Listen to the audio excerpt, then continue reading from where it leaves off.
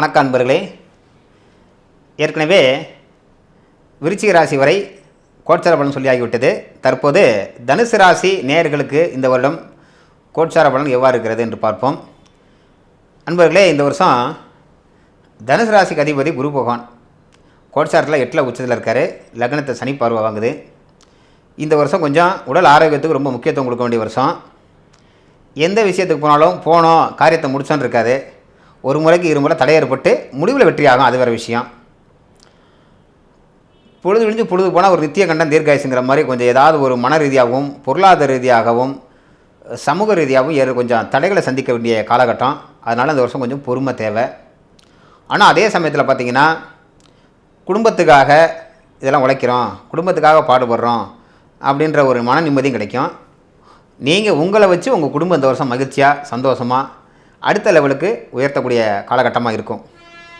அடுத்து பார்த்திங்கன்னா புது புது விஷயங்களை கற்றுக்கிறதும், பல இடங்களுக்கு போய் பல மக்களை சந்தித்து பல அனுபவங்களை தெரிஞ்சக்கூடிய வருஷமாகவும் இந்த வருஷம் இருக்கும். அதே சமயத்தில் நம்ம என்றைக்காவது ஒருத்தர் பணம் வாங்கியிருப்போம், அதை இந்த வருஷம் கொடுத்தாலே குடும்பாங்க, நம்ம கொடுத்துடணும். ஏன்னா நம்ம கர்மா நிவர்த்தி ஆகும் இந்த வருஷம்.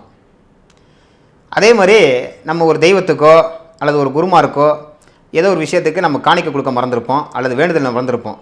அதெல்லாம் இந்த வருஷம் ஞாபகப்படுத்தி அதை செய்யக்கூடிய காலகட்டம் இந்த வருஷம் வரும். அது செஞ்சுறது நல்லது.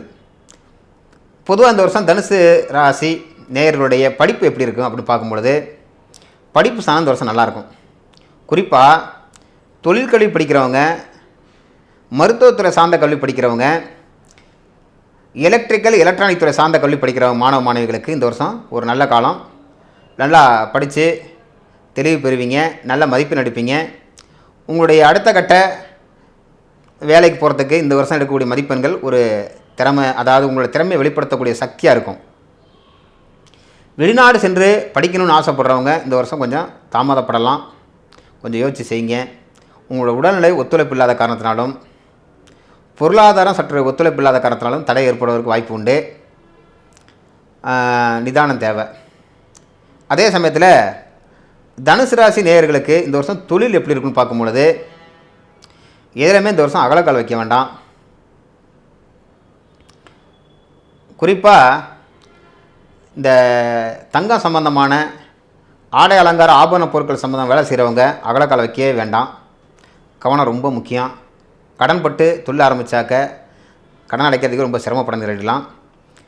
ஆனால் இந்த வருஷம் எடுக்கிற முடிவு தொடங்கிறது அடுத்த வருஷம் நல்லாயிருக்கும், அது வேறு விஷயம். இந்த வருஷம் கொஞ்சம் சுமையை சுமக்க தான் நேரிடும்.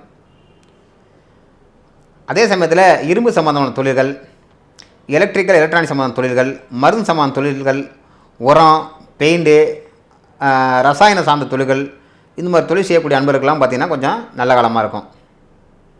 ஏற்றுமதி இறக்குமதி சம்பந்தமான தொழில் செய்கிறவங்க, ஷேர் மார்க்கெட் சம்பந்தமான தொழில் செய்கிறவங்கலாம் இந்த வருஷம் கொஞ்சம் நிதானம் பொறுமை அவசியம், மிக மிக முக்கியம்.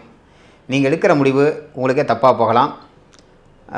இந்த வருஷம் எடுக்கிற முடிவு அடுத்த வருஷம் தான் இருக்கும், அது வேறு விஷயம். இருந்தாலும் இந்த வருஷம் சிரமம் தானே. கவனம் ரொம்ப எச்சரிக்கையாக இருக்கணும். தனுசு ராசியை சேர்ந்த அன்பர்களுக்கு இந்த வருஷம் குடும்ப வாழ்க்கையும் திருமண வாழ்க்கை எப்படி இருக்குன்னு பார்க்கும்பொழுது ராசிக்கு 8ல் குரு மறையனாலையும் ராசியை சனி பார்க்கறனாலையும் திருமண முயற்சியில் கொஞ்சம் தாமதமாகும், தடைப்படும். ஏற்கனவே திருமணம் செஞ்சு நல்லபடியாக ஒரு நாள் வாழ்ந்தால் கூட இந்த வருஷம் பார்த்திங்கனாக்க கொஞ்சம் மனக்கசப்பான வார்த்தைகள்லாம் வெளிவரும். அதனால் இந்த தனுசு ராசி அன்பர்கள்லாம் அவங்களோட வாழ்க்கை துணைகிட்ட பேசும்போது ஒரு முறைக்கு இருமுறை யோசித்து பேசுங்க. நீங்கள் பேசுகிற பேச்சு அவங்கள ரொம்ப காயப்படுத்தும், கஷ்டப்படுத்தும். அவங்கள ஏற்கனவே பண்ண தியாகத்தையும் சுமையையும் நீங்கள் ஒரு பேசுகிற பேச்சு அவங்கள மட்டம் தட்டுற மாதிரி இருக்கும். அதனால் கொஞ்சம் பார்த்து பேசுங்க.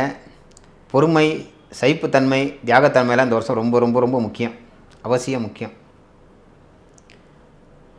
அதே சமயத்தில் புத்திரர்கள் சம்பந்த விஷயத்தில்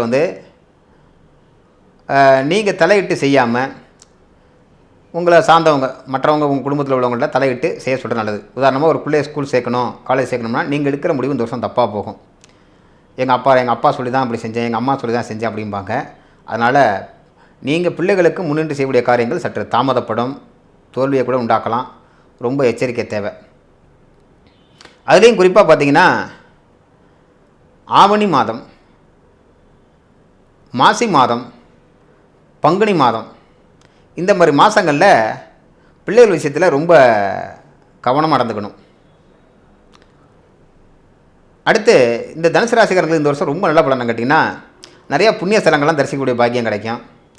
புதுசு புதுசாக ஏதாவது ஜோதிடம், வேத சாஸ்திரம் ஓதுதல், ஆன்மீக கலைகள், தியானம் பயிலுதல், இது மாதிரி ரகசிய சாஸ்திரங்களை பயிலக்கூடிய ஒரு பாக்கியம் கிடைக்கும். அது மாதிரிலாம் இருக்குது. பொதுவாக இந்த வருஷம் தனுசு ராசி நேயர்களுக்கு ஒரு நடுநிலையான வருஷமாக தான் இருக்கும். அதனால் எதுலையுமே அகலக்கால் வைக்காமல் பொறுமை நிதானமாக செயல்படுங்க. நன்றி, வணக்கம். அடுத்து மகர ராசி நேயர்களுடைய பலாபலன்களை பார்ப்போம்.